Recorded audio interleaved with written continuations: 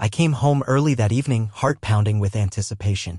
It was our 5th wedding anniversary, and despite all the bumps and wear that 5 years can put on a marriage, I still wanted to believe in the magic of the gesture. We'd moved to Austin a few months ago, leaving behind the familiar comfort of our Chicago routine, our favorite ramen spot, the lakeside walks, even the screech of the L train that used to lull us to sleep. This new city hadn't felt like ours yet, but tonight, I hoped to carve a little piece of us into it. I'd spent the afternoon prepping.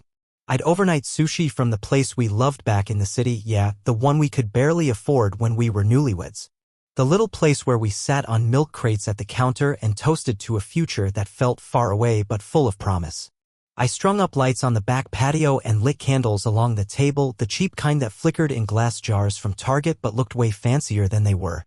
I even had jazz playing softly through our Bluetooth speaker, our playlist. Nina Simone, Bill Evans, the music we used to dance to in our socks on hardwood floors that groaned under every step. The house was quiet when I came in, not the kind of peaceful quiet that comes from contentment, but the kind that makes you pause on instinct. Shoes were by the door. Julia's keys were in the dish. Her coat hung on the back of a dining chair like she'd just tossed it there in a hurry, and her purse lay open beside it. I glanced into the living room. Empty. Kitchen, the same. Then I saw her phone on the kitchen table, face up and lit like it had just been used. What struck me was that it was unlocked. Julia was a stickler for keeping her phone private, not in a suspicious way, at least, not before, but in the way someone does when work calls and texts pile in and privacy becomes a habit. So seeing it sitting there, fully accessible, was unusual. I stared at the screen. No notifications at the moment. Just the home screen wallpaper, a picture of us from last summer, standing in front of a food truck, both of us holding tacos and laughing about something I no longer remember. I reached for it. I don't know why. Maybe I wanted to plug it in, or maybe I just wanted some tether to her, something to reassure me that everything was normal. That's when the phone rang. Caller ID, Julia. I instinctively answered. Hello? There was a pause. Then a man's voice, low, calm, maybe even a little amused. Jules? That's all he said. Just that one word. I froze. The voice wasn't familiar, and it sure as hell didn't belong to any of her coworkers I'd met at happy hours or launch parties. There was a closeness in the way he said her name, Jules, not Julia. Like he'd said it 100 times before. Like he knew how it tasted coming out of his mouth. Before I could respond, the line went dead. The screen returned to the home screen. No call history, no trace. I held the phone in my hand like it had just burned me. My mind started racing. What did I just hear? Was it a butt dial? A prank? But I knew better. There was no confusion in that voice. No hesitation. That man had called with intent. I looked at the phone again. Unlocked. Left behind. Like she didn't expect to be gone long. Like she didn't expect me home yet. I stood in the middle of our kitchen, surrounded by soft jazz and the fading scent of soy sauce from the takeout containers, and waited. Time crawled. 30 minutes later, I heard her car pull into the driveway. I didn't move. The front door opened gently, too gently, like she was trying not to make noise. I heard her heels on the hardwood. She walked in holding a small clutch, wearing a navy cocktail dress I hadn't seen before. Her hair was damp, like she'd just come out of the shower, except she smelled faintly of someone else's cologne. It clung to her like a secret. She froze when she saw me. Oh, she said, blinking. You're home early. I didn't respond right away. I just looked at her, really looked. Her makeup was subtle but fresh. She was overdressed for a client emergency. There was a mark on her wrist, faint but visible. Like someone had grabbed her too tight. I thought we were having dinner, I said finally. My voice was calm. Too calm. Oh my God, Jason, I completely forgot to text you, she said, walking into the kitchen like she hadn't just dropped a grenade into the middle of our night. Work thing. Total disaster. The team had a last-minute event, our venue got double-booked, and I had to step in. You know how it is. Her smile was rushed, like she was checking off boxes on a script. I tried to call, but my phone died. I glanced down at the phone still glowing on the table. It buzzed again, a reminder from her calendar. Yoga with Liz, tomorrow 7 a.m. She didn't notice. She stepped closer, kissed my cheek. Her skin was cool. Her smile didn't reach her eyes. You didn't wait out here the whole time, did you? She asked. You're too sweet. I didn't answer. I was still trying to remember if she had a Liz in her yoga class. Or if the class even existed. She disappeared upstairs to change. I stayed in the kitchen, surrounded by flickering candles and untouched sushi. Her phone buzzed again. This time I didn't look. I didn't need to. I already knew. I just hadn't been ready to admit it until that voice, one word, one voice, told me the truth. For the next few days, everything looked the same on the surface. Julia got up early, went to yoga, made smoothies that tasted like grass, and kissed me goodbye before heading off to whatever corner of Austin's tech scene she was networking in. She smiled when I handed her coffee. She asked about my work. She laughed when I told dumb jokes. But I noticed things I hadn't before.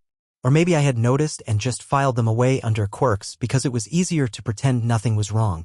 Now they screamed. She used to leave her phone on the nightstand, screen up, always within reach.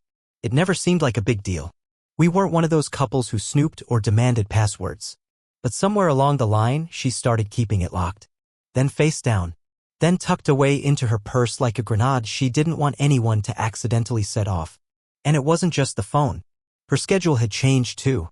Julia had always been social, but now it felt like she was booked every night of the week. Startup mixers. Tech launches. Happy hours. Book club, though I never once saw a book. One night, she told me she was mentoring someone new on her team. I asked their name. She blinked. You wouldn't know them. That was becoming a pattern, vague answers and quick redirects.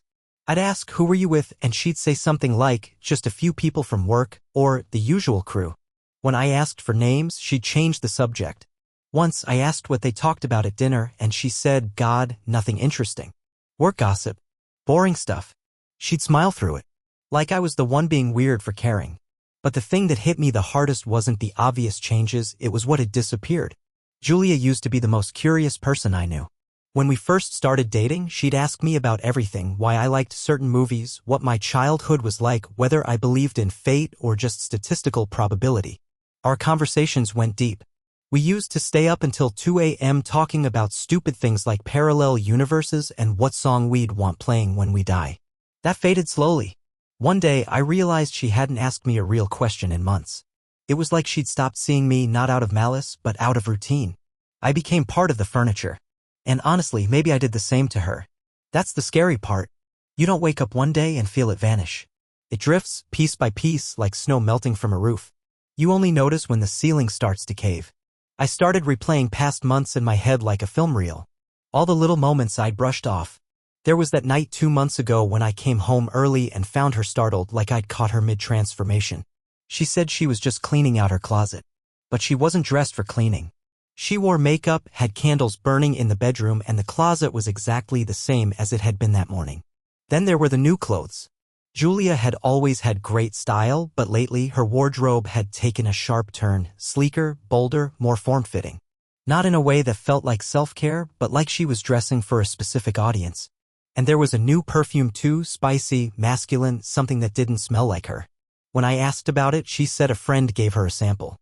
I kind of like the switch-up, she said. I used to joke that I was the romantic one in the relationship. It wasn't even really a joke. I remembered birthdays, wrote cards, planned trips. Julia was more spontaneous, less sentimental. But this year, she didn't mention our anniversary until the day before, and even then, it was a casual, you want to do something, or are we just chilling this year? That should have been a flashing red light. Instead, I ordered sushi and set up candles. I kept thinking about that voice on the phone. The way he said Jules like it was his name for her. Not the way I said it when I used it, it was soft, teasing, a little playful. His version had weight. Familiarity. Possession. I didn't want to become a cliché, the paranoid husband, the guy who checks his wife's texts or follows her car. But something inside me had shifted. I wasn't looking for drama. I was looking for reality. So I watched. I listened. And I started noticing how Julia responded to me. The way she pulled away slightly when I touched her back in the kitchen. How her eyes darted to her phone when it buzzed, and how she never read messages in front of me anymore. She used to lean into our kisses. Now she stood still and let them pass. We went out for dinner one night at a little place downtown we used to love. I thought maybe we could reset. Halfway through the meal, she excused herself to take a call. Just work, she said, flashing that effortless smile. I watched her step outside and talk on the sidewalk, one hand in her hair, laughing at something the other person said. She used to laugh like that with me. When she came back, she said, sorry, crisis averted. Then she kissed my cheek and went back to sipping her wine like nothing had happened. That night, we lay in bed back to back. I stared at the ceiling, trying to remember the last time we had truly been close. Not just physically, but emotionally. When had she last looked at me like I was her favorite part of the day? I knew she'd changed. I just didn't know when or why. But something told me the why had a name. A name I hadn't learned yet. A name that belonged to a voice on the other end of a call I was never supposed to answer. And maybe that was what made it worse. Not just the betrayal, but the quiet ease of it all. The way she was able to keep living her life beside me while a whole different story played out behind the scenes. It wasn't rage I felt. It was erosion. Like water had been seeping through the foundation of our marriage, one small crack at a time, and now I could feel the floor buckling beneath my feet. So I started writing everything down. Not out of revenge, but clarity.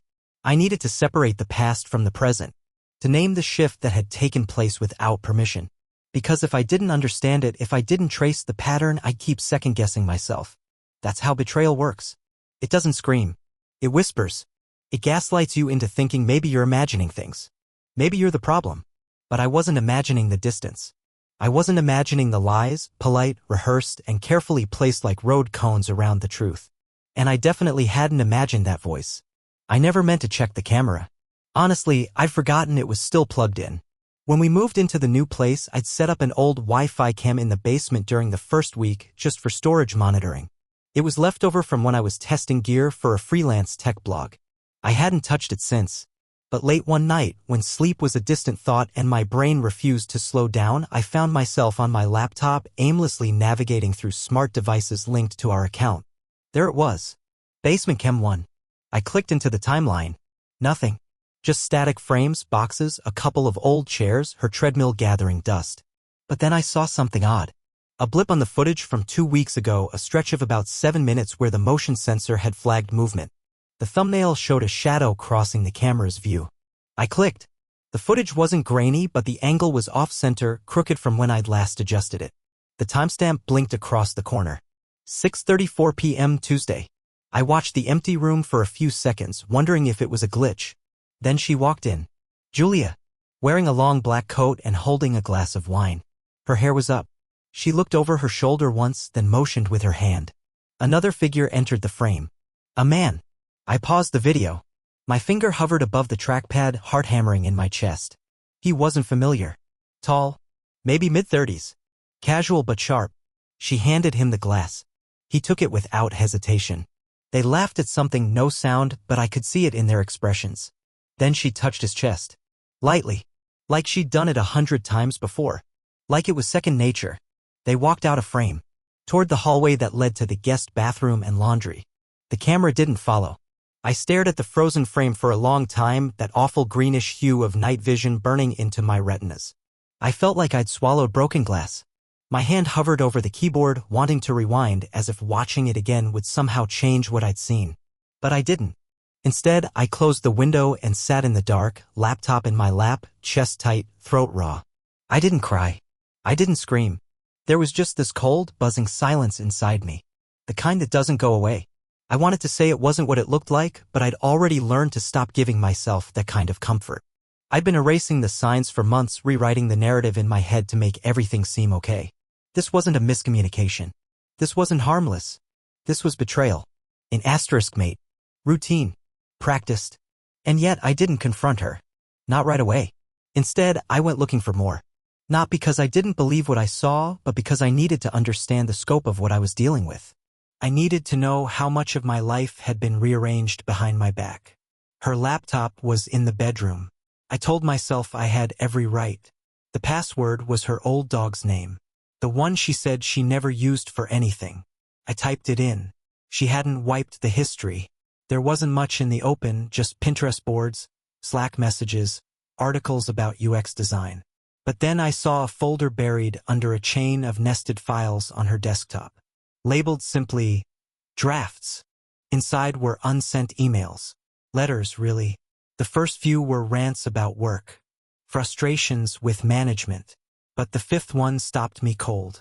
It started with, I didn't expect to feel anything. But then you smiled and I couldn't breathe. The rest read like a confession. She wrote about emptiness. About years of being the responsible one, the planner, the wife who keeps everything together. She wrote about losing pieces of herself and about how this man, whoever he was, made her feel seen again. She didn't use his name. Just you. But the tone was unmistakable. She wasn't confused. She wasn't caught up in a moment. She had crossed the line, and she'd done it with clarity.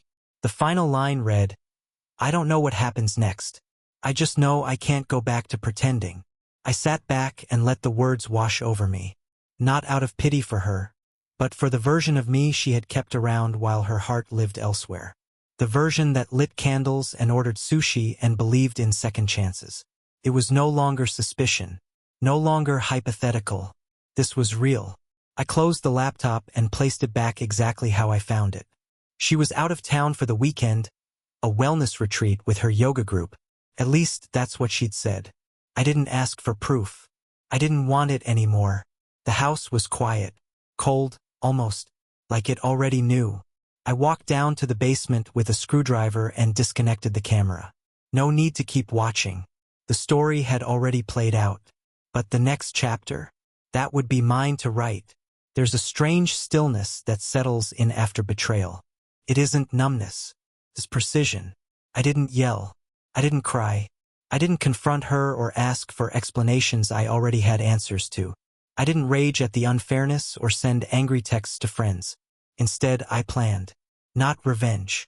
Not chaos. Just my exit. I started small. Bank accounts. Julia and I had joint checking and savings, both tied to a financial advisor we'd picked together during our second year of marriage. He was a friend of her dad's. Older guy, polished, never looked me in the eye. I knew I couldn't remove her from the accounts without triggering alarms, but I could quietly shift my direct deposit to an individual account she didn't know about. I opened it in my name at a different credit union, one across town with no ties to our life. Then passwords. Every password I'd shared over the years, I changed them. Netflix, Amazon, our shared Dropbox, even the thermostat app. I updated recovery emails and enabled two-factor authentication. I started using a password manager she didn't have access to. Not because I thought she'd steal from me, but because I didn't want her having access to any part of the life I was beginning to detach from. Then came the apartment. I found it on a Tuesday. Small, one-bedroom, downtown, just above a used bookstore and across from a bakery that opened at 6 a.m. The kind of place that smelled like paper and flour. The landlord was an older woman named Lorna. She didn't ask many questions. Just handed me the keys after the deposit cleared and said, "Sometimes we outgrow where we started." I moved in a little at a time. A box here, a box there. I told Julia I was cleaning out the garage, donating things, sorting winter clothes for storage. She didn't ask questions. Lately, she didn't ask much of anything. If she noticed the space in the closet getting roomier, she didn't say so. If she wondered why I was suddenly protective of my briefcase or why I started working late in coffee shops, she didn't let on. That was the thing, when someone's hiding something, they stop looking too closely. They think silence is an unspoken agreement. I used it. The lease was in my name only. I bought new sheets, a used sofa, and a few essentials from a thrift store down the block. The apartment didn't feel like home. Not yet, but it felt like mine. The walls were bare, the windows dusty. But there was a desk in the corner where I started writing again. Just sketches of things. Fragments of stories, memories, lines I couldn't shake. I hadn't written in over a year. Felt like breathing for the first time in months. Back at the house, I kept the act up. I was polite. I didn't change routines. I still made coffee in the morning, asked about her meetings, even kissed her cheek when she came in late. She offered the usual explanations. Client dinner, strategy session, happy hour ran long. Each lie was effortless, casual. I didn't challenge them. Instead, I collected what mattered. I packed a box with the things I didn't want to leave behind. Not expensive stuff, just personal. A watch my grandfather gave me. Old journals. Polaroids from our trip to the Smokies. A postcard she'd once written from Rome. Back when we were still dating. Before we even said, "I love you," out loud. I also took the wedding album. Not because I wanted to keep it, but because I didn't want her rewriting our history. I didn't want her giving herself the luxury of nostalgia after what she'd done.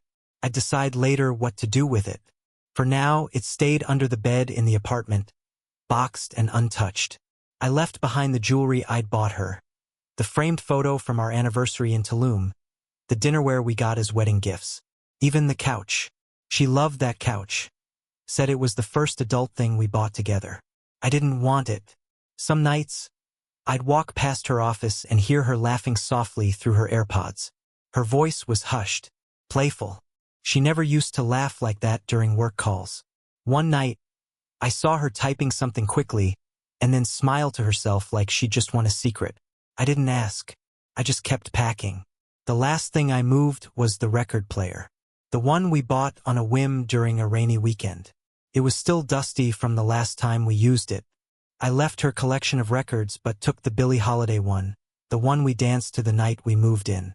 She wouldn't miss it. She had new music now. At work, no one knew. I didn't talk about it. Didn't bring it up over beers or casual lunch banter. The few close friends who noticed I was quieter than usual assumed I was just stressed. I let them believe it. The only person I told was my brother, Nate. I called him one night from the apartment. Didn't give him all the details. Just said, "I'm leaving Julia." He didn't ask why. He just said, "When?" And I said, "Soon." He offered to help with moving. I told him I had it handled. Because I did. It took 3 weeks to remove myself entirely. Not physically, but emotionally, practically, logistically. I disentangled the life we'd built, thread by thread, until I was no longer tethered to anything I couldn't walk away from. Then I stopped coming home. It was a Thursday. She was at some fundraiser. Her company had sponsored the wine. I left a key on the kitchen counter and locked the front door behind me. I didn't leave a note. Not yet. I turned off location sharing. I disconnected from our shared calendar. I silenced her number. I didn't block her. But I didn't answer either. That weekend, she called 12 times. Left 6 voicemails. All with the same confused tone. "Hey babe. Just wondering where you are. I didn't see your car. Can you call me back? Something feels weird. Jason. I'm getting kind of worried." By Monday, her messages got shorter. More clipped. "Are you okay? Where are you? Seriously, what's going on?" I didn't reply. I didn't know her that anymore. Some people picture escape as a dramatic act. A final scream, a slammed door, a suitcase thrown into the night. But sometimes escape is slow, methodical, quiet, like slipping out of a room without anyone noticing until you're already gone. And when you're gone, truly gone, they can't follow. Because you didn't leave breadcrumbs. You just disappeared. Julia came home on a Sunday evening to a house that no longer looked like ours. It was still technically filled with things. Furniture, walls, light fixtures, but the soul was missing. The tiny signs of shared life had vanished. The weight of it hit her the moment she stepped through the front door. She called out for me. Once. Then again. Louder. Silence answered. The living room was untouched, except the books on the shelf had gaps now. Uneven rows where mine used to be. The record player was gone. So were the framed photos from our wedding trip, the goofy magnet from our honeymoon, and the mug that said his we bought at a market on a whim. The wall hooks were bare. My jackets, keys, camera bag all gone. She walked upstairs. The bedroom looked like a hotel room after late checkout. Neatly made, but missing warmth. My dresser drawers sat open, half empty. The closet gaped with an awkward lopsidedness. Her blouses hung like ghosts beside missing suits and sweaters. On the nightstand was a single white envelope. She stood there for a long time before picking it up. There was no name written on it. No address. Just sealed, placed carefully, like I didn't want it to get lost in the noise of her life. She opened it. Slowly. Inside was a folded note, nothing fancy. No long explanations. No anger. Just a few lines in my handwriting. "I waited for you. For the version of you that used to meet me halfway. I waited through silence, through lies, through smiles that didn't reach your eyes. I hoped. I tried. And now I'm done. This is not a goodbye with bitterness.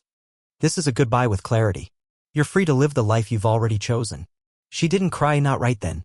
She just stood still, staring at the page, rereading it, as if a second or third pass would change the words, as if some trick of light or interpretation would make it say something else. But it didn't. She sat on the edge of the bed, envelope in hand, note resting in her lap, and just breathed. Or tried to. Because something had collapsed inside her. Not loudly. Quietly. Like a soft implosion no one else would hear but her. I don't know exactly what she did next. Whether she looked through the house for more clues. Whether she paced or called friends or tried to retrace her steps, asking herself what she had missed. I only know what happened after. She tried calling. Once, twice, 5 times. I didn't answer. She texted. Jason, please tell me what's going on. This doesn't make sense. Can we talk? Just talk. Please. If you need space, I'll give you space. Just tell me you're okay. I read them all. But I didn't respond. Because I wasn't interested in helping her process the consequences of her choices. She'd had plenty of time for conversation when it mattered. When I sat across from her at dinner, asking questions she dodged. When I watched her scroll her phone with a smile she didn't save for me. When she slipped away night after night and came home smelling like absence. She only wanted to talk now because silence meant control was gone. And that was the one thing she hadn't prepared for. The next day she called my brother. Left a message asking if he'd seen me. He didn't return the call.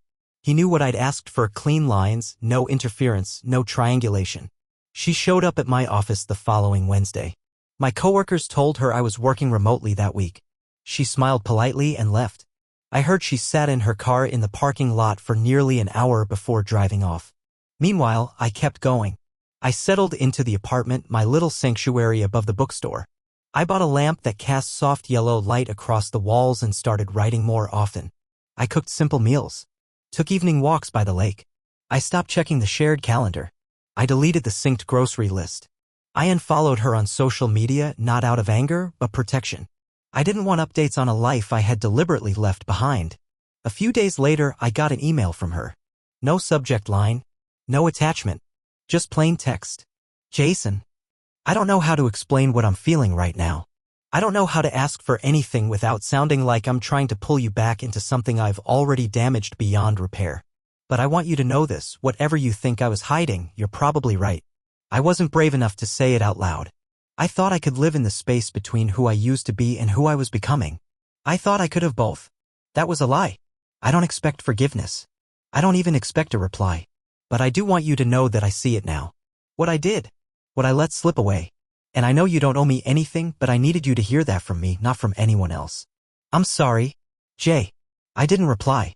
Not because I wanted to hurt her, but because I didn't want to undo what I had done for myself. I had left the house, the story, and the cycle. Going back, even for a conversation, would have blurred the lines I had drawn so carefully. Letting go isn't always about moving on to someone else. Sometimes it's about standing still long enough to reclaim yourself. She didn't try again after that email. Or maybe she did, and I didn't see it. I'd turned off all the alerts by then. My world had gone quiet in the best possible way. That Saturday, I went back to the house. Not to see her. She wasn't home. I needed one last thing. In the drawer beneath the TV cabinet, I found what I was looking for: a manila envelope filled with printed photos, ticket stubs, and postcards.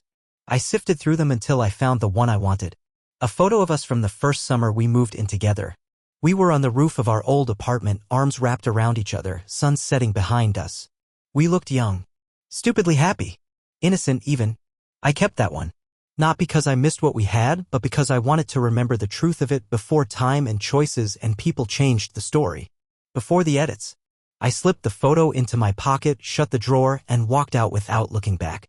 There were no more messages to leave. Only a life to rebuild. The house didn't echo when Jason left, it breathed differently. Like the silence had taken up residence. Julia stayed. Maybe out of denial. Maybe because she didn't know where else to go. She kept her routines. Made coffee. Folded laundry. Played music in the mornings like she always had, but there was no one else to hear it now. The space between rooms stretched wider. One night, she sat at the kitchen table, her wine untouched, and pulled out a notepad Jason used to scribble grocery lists on. She began writing. Not an apology. Not exactly. More of a confession. She admitted the affair wasn't about love. It wasn't passion or compatibility or some great emotional awakening. It was attention. Someone looked at her like she still had something to offer. Someone noticed her. It felt intoxicating. Temporary. She wrote, I mistook distraction for in asterisk Macy, and now I sit in a house full of things that used to mean something. The man was gone. The affair fizzled like they all do when secrecy turns into daylight. She didn't chase him. She didn't even miss him. But she missed something, some version of herself that once felt whole. She folded the letter and placed it in a drawer Jason used to keep ticket stubs and old notes. She didn't know if he'd ever see it. Maybe that wasn't the point. It was just a truth that needed somewhere to live. Jason didn't check the drawer. He didn't ask mutual friends about her. He didn't scroll through her socials or try to decode her silence. He lived. His apartment, though modest, grew comfortable. Familiar. He took up shifts at the bookstore downstairs, quiet work, surrounded by stories. Every morning started with coffee and jazz, sometimes silence, and always peace. He wrote again. Not about betrayal. Not even about her. Just stories. Small things. Healing things. When people asked, he just said it ended. No bitterness. No details. The wound had closed and he wasn't interested in keeping it open for conversation. In his drawer, there was only one remnant of that life, a letter he had written to Julia on their 4th anniversary. One he never gave her. He kept it not out of longing, but because it reminded him of who he was before he bent himself into silence for someone else's comfort. That letter ended with one line he now believed again. I want a life built on honesty, even if it's quieter. And that was exactly what he was building. Quiet. Honest. His.